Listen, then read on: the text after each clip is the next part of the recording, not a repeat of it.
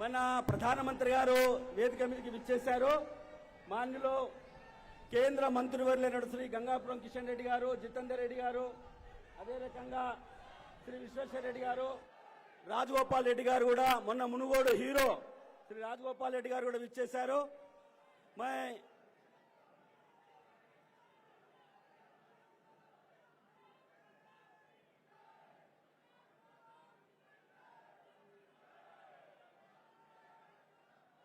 ఇప్పుడు శ్రీ లక్ష్మణ్ గారు ప్రధానమంత్రి గారికి పుస్తకంతో పాటు వారు శాల్వాతో వారిని సన్మానం చేస్తున్నారు. అదే రకంగా బూరి నర్సయ్య గౌడ్ గారు, డాక్టర్ బూరి నర్సయ్య గౌడ్ గారు కూడా వారిని సన్మానం చేస్తున్నారు. నేను మిత్రులు శ్రీ కిషన్ రెడ్డి గారిని,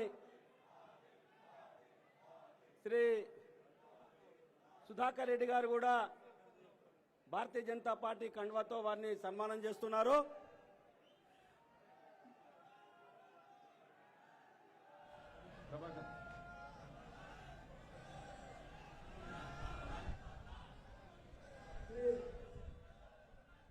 మన కేంద్ర సాంస్కృతిక పర్యాటక నార్త్ ఈస్టర్న్ స్టేట్స్ అభివృద్ధి శాఖ మాత్యులైనటువంటి స్థానిక పార్లమెంట్ సభ్యులు శ్రీ గంగాపురం కిషన్ రెడ్డి గారిని స్వాగతం పలకవలసిందిగా కేంద్ర మంత్రివర్యులు స్వాగతం, ప్రధానమంత్రి గారికి స్వాగతోపన్యాసం ఇవ్వాల్సిందిగా నేను కోరుతున్నాను.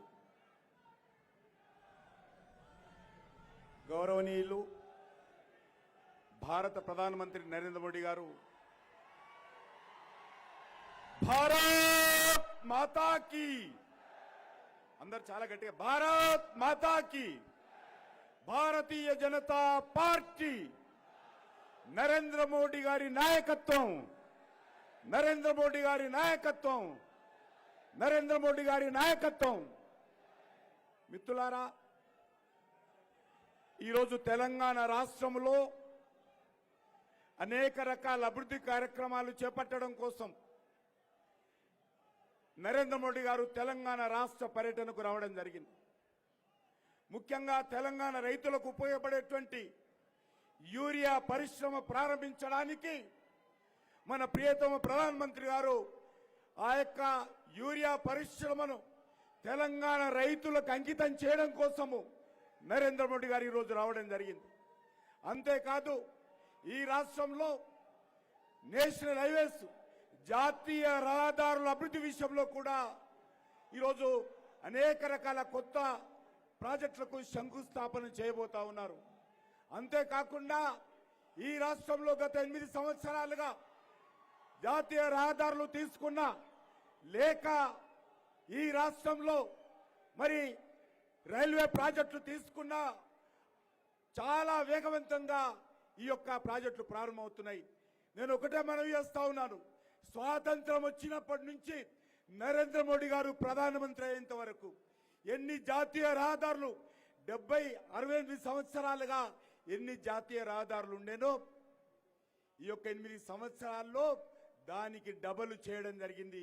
ఇది నరేంద్ర మోడీ గారి ప్రభుత్వము తెలంగాణ ప్రజలకు ఇచ్చినటువంటి గొప్ప బహుమతి అని వేస్తున్నాం. అంతేకాదు ఈరోజు రైల్వేలు కూడా అత్యంత వేగవంతంగా అభివృద్ధి జరుగుతూ ఉంది. ఈ యొక్క రైల్వేల విషయంలో కూడా అనేక రకాల కార్యక్రమాలు. సికింద్రాబాద్ రైల్వే స్టేషన్ సుమారు 650 కోట్లతో మన సికింద్రాబాద్ రైల్వే స్టేషన్ కూడా నరేంద్ర మోడీ గారు ఆధునీకరించబోతున్నారని సంతోషంగా ప్రకటిస్తా ఉన్నాను. అదేవిధంగా మన యొక్క హైదరాబాద్ నగరం నుంచి విజయవాడ వరకు వందే భారత ట్రైన్ కూడా ప్రారంభోత్సవం కాబోతుంది. కానీ దురదృష్టం ఏంటంటే కనీసమైనటువంటి మర్యాద లేనటువంటి రాష్ట్ర ప్రభుత్వము ఈరోజు ఏ రకంగా వేరుస్తారో తెలంగాణ సమాజం అంతా గ్రహిస్తా ఉన్నది. అభివృద్ధి కార్యక్రమాల కోసం భారత ప్రధానమంత్రి గారు మన తెలంగాణ రాష్ట్రానికి వస్తే సిద్ధాంతాలు పక్కన పెట్టి, రాజకీయ విభేదాలు పక్కన పెట్టి స్వాగతం పలకాల్సినటువంటి రాష్ట్ర ప్రభుత్వము ఏ రకంగా ఈ రాష్ట్ర అధినేత ఏ రకంగా వ్యవహరిస్తున్నారో మనం చూస్తూ ఉన్నాము. ఏ రాష్ట్రంలో కూడా ఈ రకమైనటువంటి పరిస్థితి లేదు. అది కమ్యూనిస్టు పార్టీ ముఖ్యమంత్రులైనా, అది డిఎంకే ముఖ్యమంత్రి అయినా, అది కాంగ్రెస్ ముఖ్యమంత్రి అయినా ఏ రాష్ట్రంలో కూడా ఇంత దౌర్భాగ్యమైనటువంటి పరిస్థితి ఉండదు. అందుకే మనం చెప్తా ఉన్నాను, ఈ రాష్ట్రంలో ఈ యొక్క అధికారంలో ఉన్నటువంటి టీఆర్ఎస్ పార్టీ ఎన్ని రోజులైతే అధికారంలో ఉంటుందో అది తెలంగాణ రాష్ట్రానికి నష్టం కలుగుతుంది. కేసీఆర్ వైఖరి, ఈ ముఖ్యమంత్రి వైఖరి తెలంగాణ ప్రజలకు నష్టం జరుగుతూ ఉంది. అందుకే ఈరోజు నేను తెలంగాణ సమాజాన్ని కోరుతా ఉన్నాను, అభివృద్ధి కార్యక్రమాలు అడిగి చేయాలి. కానీ ముఖ్యమంత్రి గారు ఏ రకంగా ఈరోజు గవర్నర్ గారు వస్తే గవర్నర్ గారు పుట్టకాలు ఉండదు, ఒక మహిళని చూడకుండా గవర్నర్ గారు అవమానిస్తారు, రాజకీయ పార్టీలను అవమానిస్తారు, ప్రజా సంఘాలను అవమానిస్తారు, రైతు సంఘాలను అవమానిస్తారు, కార్మిక సంఘాలను అవమానిస్తారు, యువజన సంఘాలను అవమానిస్తారు, అదేవిధంగా విద్యార్థి సంఘాలను అవమానిస్తారు. పూర్తిగా ఈ రాష్ట్రంలో ఒక నియంత్రిత ప్రభుత్వం, తెలంగాణ ద్రోహం చేసేటువంటి ప్రభుత్వం ఉన్నది.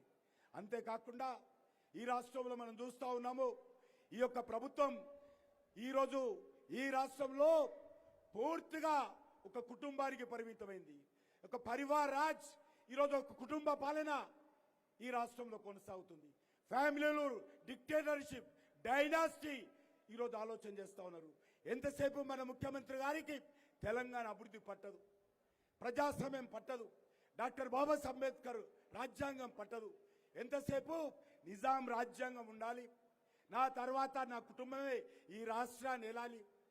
ఏదైతే తెలంగాణ కోసం సకల జనుల సమ్మె చేసినటువంటి ఈ యొక్క తెలంగాణ ప్రజలు, తెలంగాణ కోసం ఆత్మ బలిదానం చేసుకున్నటువంటి 1200 మంది తెలంగాణ బిడ్డల ఆకాంక్షలకు విరుద్ధంగా ఈ రాష్ట్రంలో ఈ యొక్క తెలంగాణ ప్రభుత్వం పనిచేస్తూ ఉంది. అందుకే నేను తెలంగాణ సమాజాన్ని కోరుతా ఉన్నాను, ఈరోజు గౌరవ ప్రధానమంత్రి గారు తెలంగాణ డెవలప్మెంట్ విషయంలో, తెలంగాణ రైల్వే ప్రాజెక్టుల విషయంలో, తెలంగాణ రైతులకు యూరియా ఇచ్చే విషయంలో, తెలంగాణలో ఈ యొక్క జాతీయ రహదారుల విషయంలో వారు హైదరాబాద్కు వస్తే కనీస మర్యాద ఉండదు. ఫ్లెక్సీలు పెడతారు, రోడ్ల మీద ఫ్లెక్సీలు పెడతారు. ఏం సాధించాలనుకుంటున్నారు? మీకు మీ పదవి తప్ప, మీ కుటుంబ రాజకీయాలు తప్ప తెలంగాణ అభివృద్ధి అవసరం లేదా? నేను అడుగుతా ఉన్నాను. ఇప్పుడే కాదు, మళ్ళీ మళ్ళీ వస్తారు ప్రధానమంత్రి గారు తెలంగాణ రాష్ట్రానికి, మళ్ళీ మళ్ళీ వస్తాము. కేసీఆర్ గారు, మీరు ఒక్క కేసీఆర్ కాదు, 1000 మంది కేసీఆర్లు వచ్చినా మా యొక్క నరేంద్ర మోడీ గారు రాకను అడ్డుకోలేరని మనం చేస్తా ఉన్నాను. ఈరోజు అనేక రకాలుగా అభివృద్ధి కార్యక్రమాలు చేయాల్సింది, ఈ రాష్ట్రంలో అనేక రకాల అభివృద్ధి కార్యక్రమాలు చేయాల్సి ఉంది. తప్పకుండా ప్రతిసారి ఈ తెలంగాణ ప్రజలకు ఉపయోగపడేటువంటి అభివృద్ధి కార్యక్రమాలు చేపడతాము. ఖచ్చితంగా ఈ తెలంగాణ అభివృద్ధి కోసం నరేంద్ర మోడీ గారి ప్రభుత్వము చిత్తశుద్ధితో పనిచేస్తుంది అని మనం చేస్తా ఉన్నాను. మీరు చెప్పినంత మాత్రాన, మీరు పిలుపునిచ్చినంత మాత్రాన, మీ కిరాయి మనుషులతో మీరు బ్యానర్లు కట్టినంత మాత్రాన నరేంద్ర మోడీ గారిని అడ్డుకోలేరు. మేము మనవి చేస్తా ఉన్నాము, మేము ధర్నాలు చేసి, పోరాటాలు చేసి, జైలుకి వెళ్ళి ఈరోజు ఈ యొక్క అధికారంలో ఉన్నాము. మేము తాటాకు చప్పులకు భయపడేటువంటి వాళ్ళం కాదు. ఈరోజు ఈ యొక్క నియంత్రిత విధానానికి వ్యతిరేకంగా చేస్తున్నటువంటి పోరాటాన్ని ఆపలేమని కూడా ఈ సందర్భంగా మనవిస్తున్నాను. ఖచ్చితంగా ముందుకెళ్తాము. ఈ హైదరాబాద్ నగరంలో కూడా నేను మనవి చేస్తా ఉన్నాను, ట్రైబల్ మ్యూజియం నరేంద్ర మోడీ గారు ఇచ్చారు, 2018లో ఇచ్చారు. కొమరం భీం రామ్జీ గోండ్ మ్యూజియం ఇస్తే ఇంతవరకు భూమి ఇవ్వలేదు కేసీఆర్ గారు. మీరు నరేంద్ర మోడీ గారిని ప్రధానమంత్రిని విమర్శిస్తారా? ఇక్కడ సైన్స్ సిటీ ఏర్పాటు చేస్తాము, భూమి మహాప్రభు అంటే భూమి ఇవ్వకుండా గత 2 సంవత్సరాలుగా ఆలస్యం చేస్తూ మీరు నరేంద్ర మోడీ గారిని విమర్శిస్తారా? ఇక్కడ MMTS second phase Narendra Modi గారు 800 కోట్లతో హైదరాబాద్ ప్రజల కోసము, హైదరాబాద్లో ఉన్నటువంటి ఉద్యోగస్తుల కోసం, పేద ప్రజల కోసం, పేద ప్రజల ట్రైన్ అయినటువంటి ఎంఎంటీఎస్ ఇస్తే సహకరించకుండా అడ్డుకుంటున్నటువంటి మీరు నరేంద్ర మోడీ గారు విమర్శిస్తారా? ఈరోజు నేను మనవి చేస్తా ఉన్నాను, ఈ యొక్క హైదరాబాద్ నగరం కానీ, తెలంగాణ రాష్ట్రం కానీ ఖచ్చితంగా అనేక రకాల అభివృద్ధి కార్యక్రమాలు చేపడతాము. ఎవరికి భయపడము. మేము ఎవరికైనా భయపెడతామంటే ఈ కల్వకుంట్ల కుటుంబానికో టీఆర్ఎస్ పార్టీకో కాదు. మేము తెలంగాణ ప్రజలకు, తెలంగాణ ప్రజల ఆకాంక్షల కోసం పనిచేస్తామని చెప్పి కోరుతూ నేను మరొకసారి తెలంగాణ ప్రజల తరఫున, తెలంగాణ యొక్క సమాజం తరఫున, నేను తెలంగాణ రైతుల తరఫున నరేంద్ర మోడీ గారికి మనస్ఫూర్తిగా స్వాగతం పలుకుతా ఉన్నాను. మీరు మళ్ళీ మళ్ళీ రండి. ఈ రాష్ట్రంలో ఈ యొక్క కుటుంబ ప్రభుత్వాన్ని, ఈ నియంత్రిత ప్రభుత్వాన్ని, ఈ అవినీతి ప్రభుత్వాన్ని కూకట్టి వేళ్లతో పెకిలించే వరకు భారతీయ జనతా పార్టీ కార్యకర్త ఖచ్చితంగా పోరాటం కొనసాగిస్తామని ఈ సందర్భంగా మనవేస్తూ సెలవు తీసుకుంటున్నాను. నరేంద్ర మోడీ గారి నాయకత్వం, భారత్ మాతాకి. मैं माननीय प्रधानमंत्री से निवेदन करता हूं कि ग्रेट हैदराबाद म्युनिसिपल कॉरपोरेशन के पूरे आम कार्यकर्ता लोगों को मार्गदर्शन देने के वास्ते मैं विनती प्रार्थना कर रहा हूं। भारत माता की, भारत माता की। नरेंद्र मोदी गारी नायकत्व, नरेंद्र मोदी गारी नायकत्व।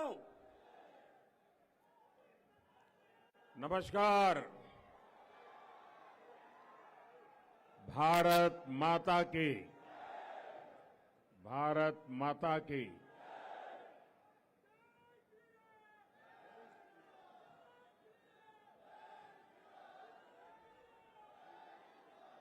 ये मेरा सौभाग्य है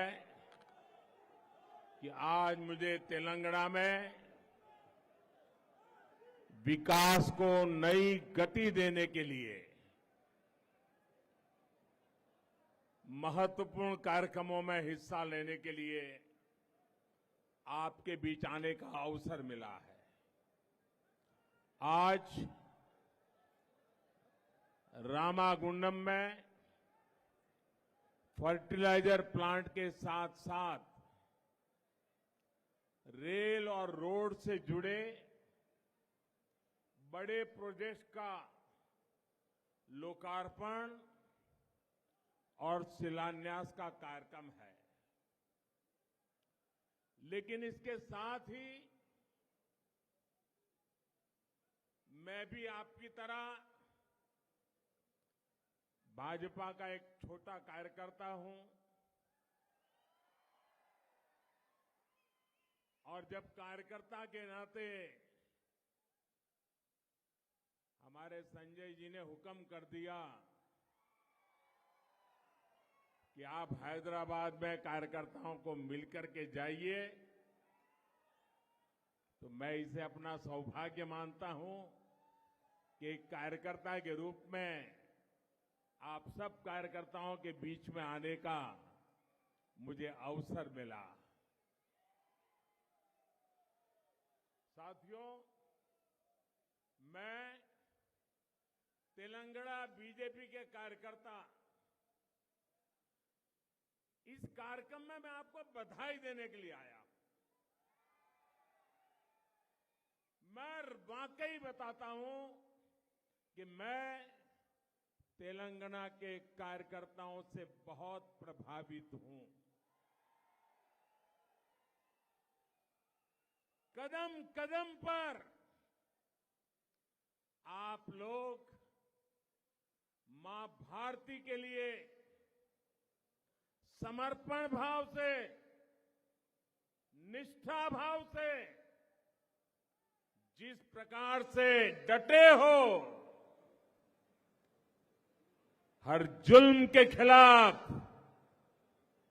सर ऊंचा कर करके जंग लड़ रहे हो,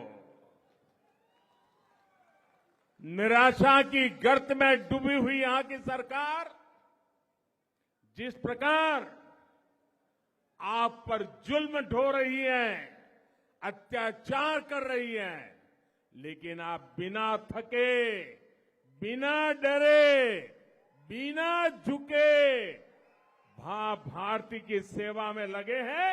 आपको बहुत बहुत बधाई है।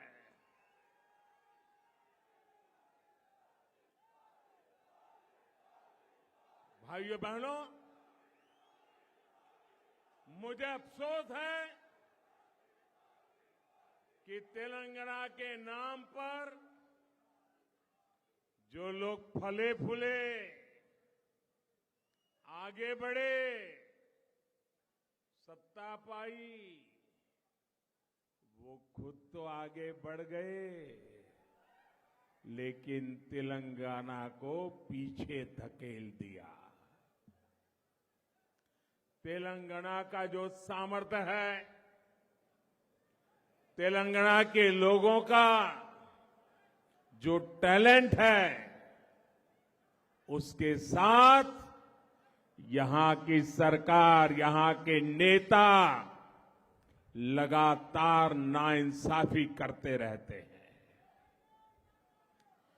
जिस दल पर तेलंगाना के लोगों ने सबसे ज्यादा भरोसा किया, उसी दल ने तेलंगाना के साथ सबसे बड़ा विश्वासघात किया है।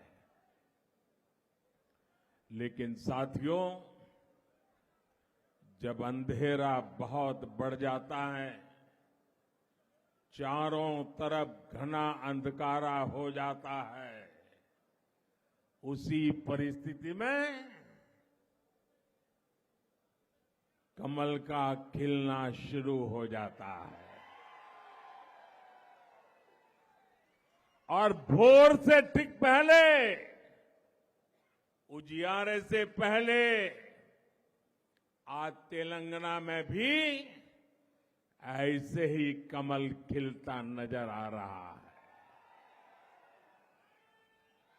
बीजेपी के परिश्रमी, मेहनती कार्यकर्ताओं की वजह से अब तेलंगाना में अंधेरा छटने की शुरुआत हो गई है। अभी मुनुगुड़े की जनता ने जिस प्रकार भाजपा पर भरोसा जताया है, वो अभूतपूर्व है। और मैंने देखा कि कैसे बीजेपी के कार्यकर्ताओं ने पूरी की पूरी तेलंगाना राज्य सरकार को एक विधानसभा सीट पर लाकर खड़ा कर दिया। बड़े आकाओं को घुटने टेकने के लिए मजबूर कर दिया। ये दिखाता है कि जनता के आप पर आशीर्वाद है और आपकी मेहनत कैसे रंग ला रही है। आपने हर बूथ पर कितनी ईमानदारी और लगन से काम किया है, इसका ये सबूत है भाइयों। बीते कुछ समय से जो भी उपचुनाव हुए हैं, सभी उपचुनावों का एक ही संदेश है। तेलंगाना में सूर्योदय दूर नहीं है। तेलंगाना का अंधेरा दूर होगा। तेलंगाना में हर तरफ कमल खिलेगा। साथियों, बीजेपी का तेलंगाना के साथ बहुत पुराना और गहरा नाता रहा है। 1984 में, 1984 में जब हमारी पार्टी को लोकसभा में सिर्फ 2 सीटों पर जीत मिली थी, उनमें से एक इसी राज्य की हनमकोंडा सीट थी। हमारे जंगा रेड्डी जी जीत करके आए थे। तेलंगाना के लोगों ने सबसे मुश्किल समय में, जब हमारे बहुत बुरे दिन थे, तब भी तेलंगाना ने हमारा साथ नहीं छोड़ा था। तब तेलंगाना के कार्यकर्ताओं ने जो तब किया, उसी के कारण आज बीजेपी लोकसभा में 300 से अधिक सीटों की पार्टी है। आज तेलंगाना की जनता बीजेपी को तेलंगाना की सबसे बड़ी पार्टी बनाने के लिए भी मन बना चुकी है। साथियों, 21वीं सदी का भारत अपनी विरासत को संजोते हुए, आधुनिकता को अपनाते हुए तेज गति से आगे बढ़ रहा है। ये शहर तो इंफॉर्मेशन टेक्नोलॉजी का किला है, किला। जब मैं देखता हूं कि इस आधुनिक शहर में अंधविश्वास को बढ़ावा दिया जा रहा है,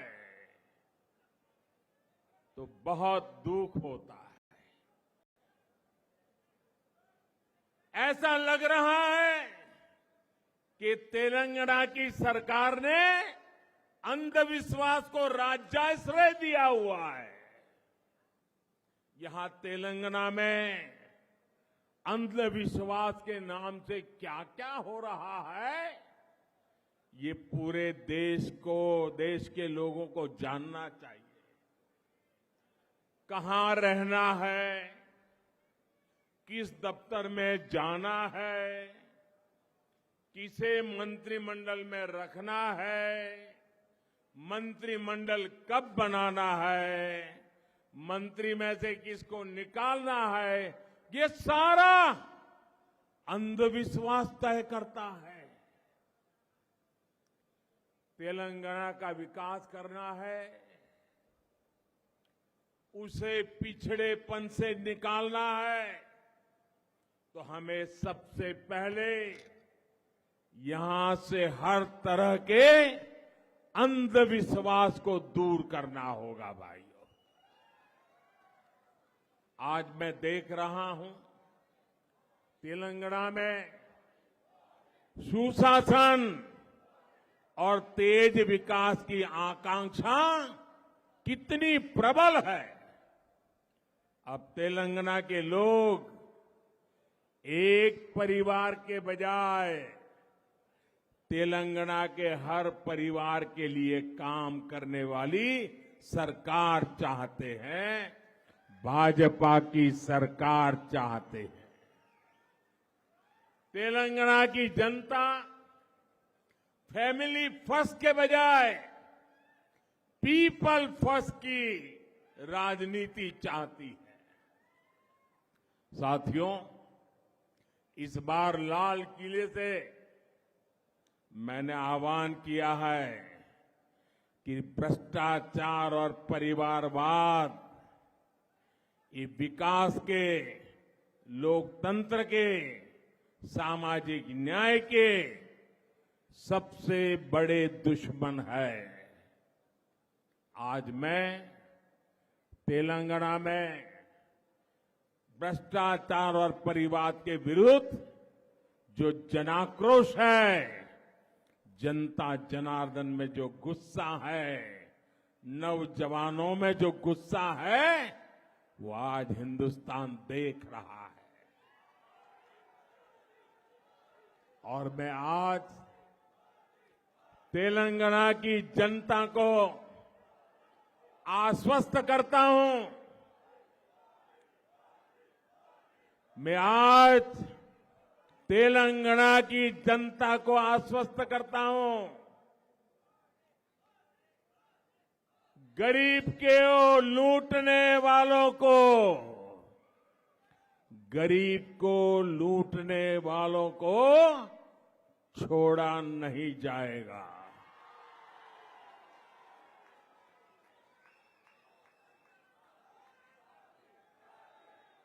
आज आपने देखा होगा कुछ लोग कार्रवाई से बचने के लिए एकजुट होने का प्रयास कर रहे हैं। भ्रष्टाचारियों का गठजोड़ बनाने का प्रयास कर रहे हैं।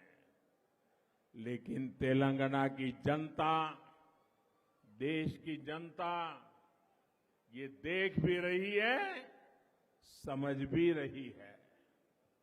साथियों, भ्रष्टाचार और परिवारवाद गरीब का सबसे बड़ा दुश्मन होता है।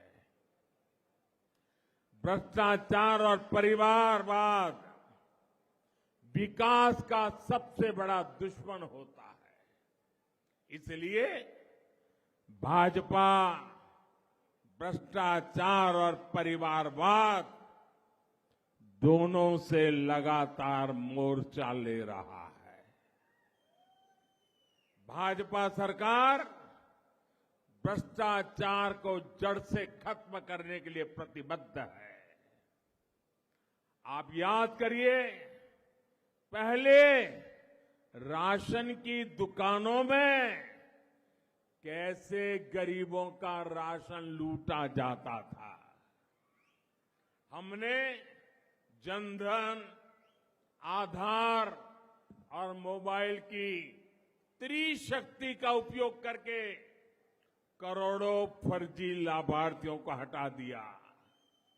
अब सरकार का बेनिफिट सीधे गरीब के बैंक खाते में पहुंचता है। अब केंद्र सरकार की अधिकतर सुविधाएं ऑनलाइन है। इससे घुसखोरी की आशंका कम हुई है।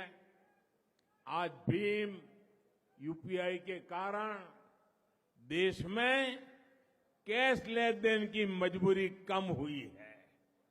जब पेमेंट भी ऑनलाइन होती है तो भ्रष्टाचार की गुंजाइश भी कम हो जाती है। आखिर सरकार और जनता के बीच बिचौलियों की क्या जरूरत है भाई? सरकार सीधे जनता तक पहुंचे और जनता सीधे सरकार तक। इसलिए हमने टेक्नोलॉजी का ब्रिज बनाया है।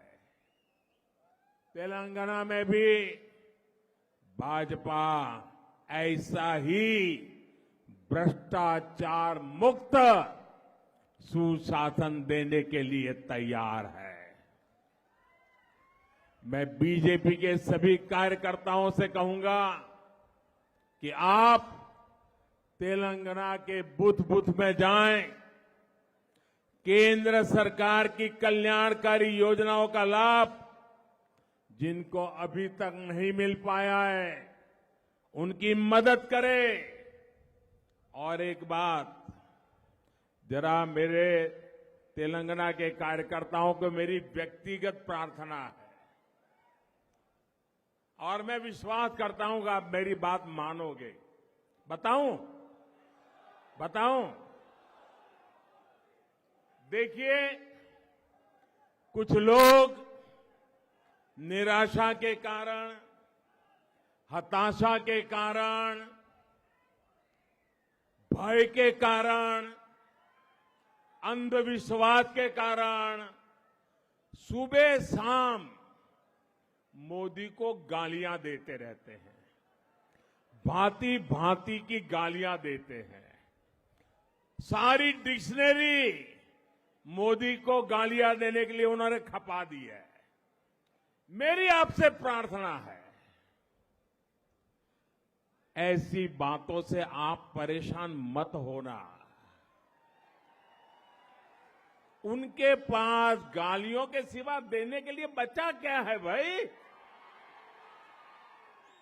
आप बिल्कुल परेशान मत हो जाइए। और मैं तो पिछले 20-22 साल से बड़ी वैरायटी की गालियां खा चुका हूं। मेहरबानी करके इससे जरा भी परेशान मत होइए। शाम को उन गालियों को, उस पर बड़ी हंसी मजाक कीजिए, बढ़िया चाय पीजिए और दूसरे दिन सुबह कमल खिलने वाला है, इस खुशी में आगे बढ़िए।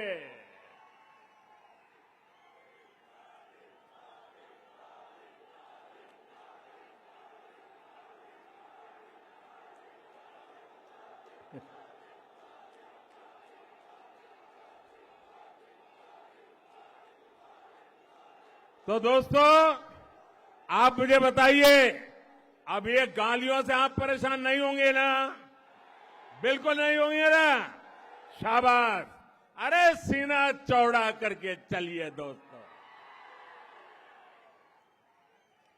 देखिए, हमें याद रखना है, राजनीति सामान्य मानवी की सेवा करने और उनकी समस्या सुलझाने का माध्यम है।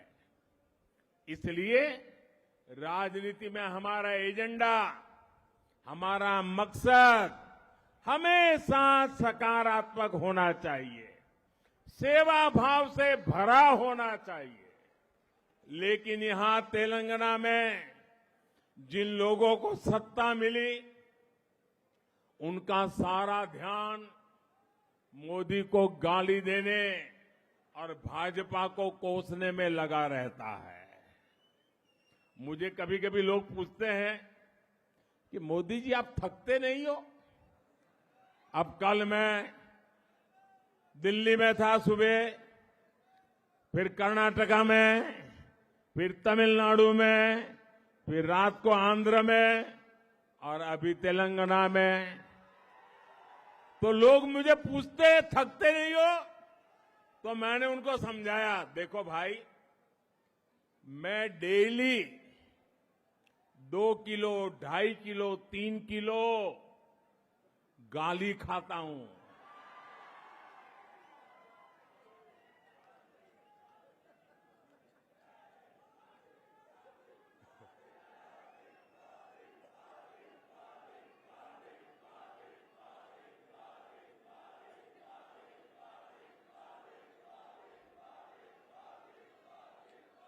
और परमात्मा ने मेरे भीतर ऐसी रचना कर दी है, ईश्वर ने ऐसे आशीर्वाद दिए हैं कि ये सारी गालियां मेरे अंदर प्रोसेस होके न्यूट्रिशन में कन्वर्ट हो जाती है। एक सकारात्मक ऊर्जा बन जाती है, जो जनता के सेवा में काम आती है। भाइयों बहनों,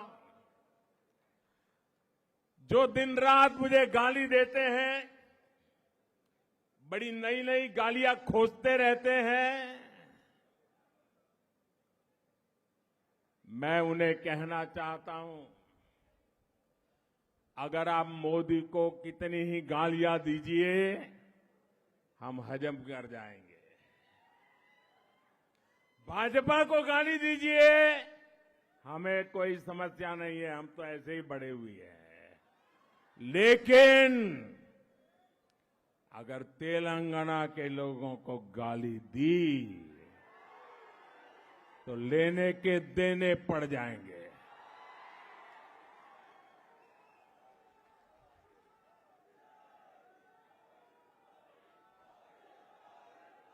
यहां के लोगों के सपनों से खिलवाड़ किया तो मुकाबला बहुत रंगीन हो जाएगा, समझ लीजिए।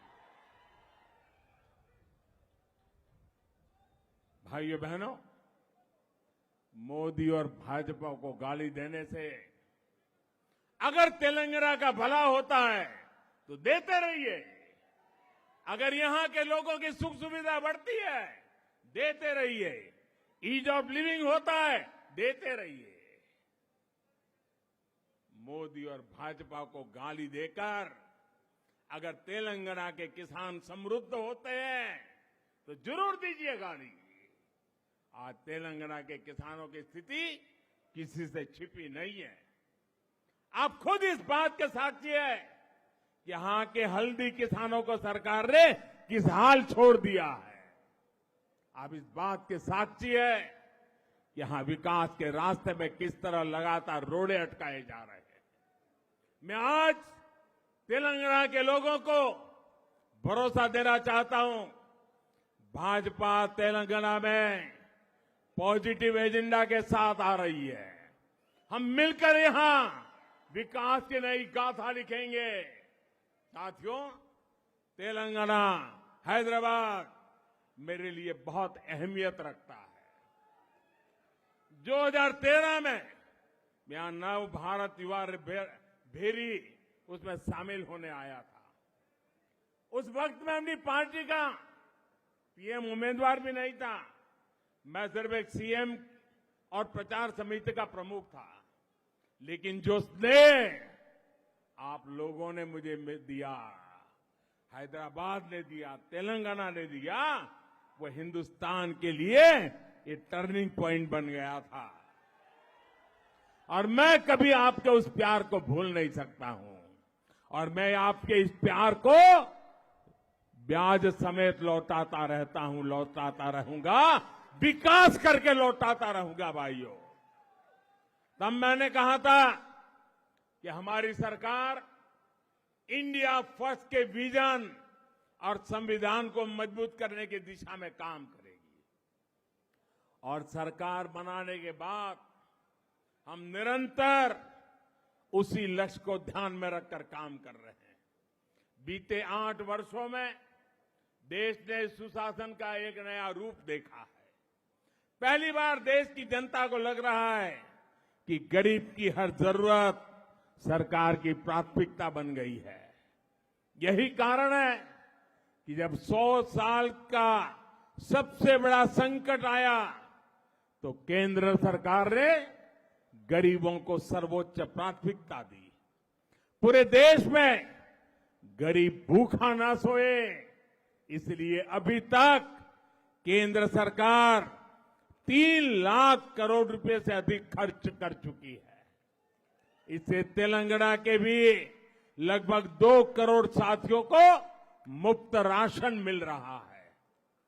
गरीब के जीवन की सुरक्षा हो, इसलिए हजारों करोड़ रुपए खर्च करके हमने मुफ्त वैक्सीन उपलब्ध कराई।